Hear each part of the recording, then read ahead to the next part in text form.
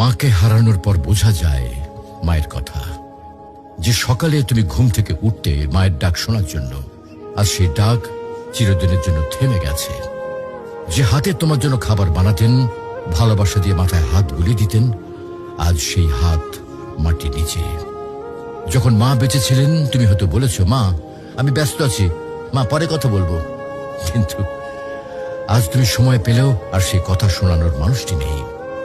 আজ তুমি চাইলে আর মাকে ফোন করে বলতে পারবে না, মা আমি পৌঁছে গেছি।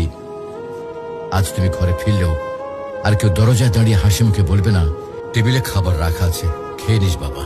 মাকে হারানোর পর বোঝা যায় তিনি শুধু একজন মা ছিলেন না, তিনি ছিলেন ঘরের আলো, জীবনের দোয়া আর হৃদয়ের শান্তি।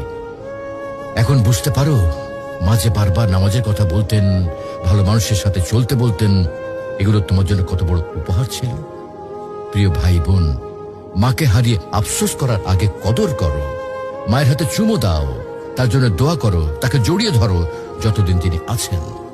কারণ হয়তো একদিন তুমি শুধু বসে বসে কাঁদবে আর মনে পড়বে, ইস যদি মাকে আরেকবার জড়িয়ে ধরতে পারতাম।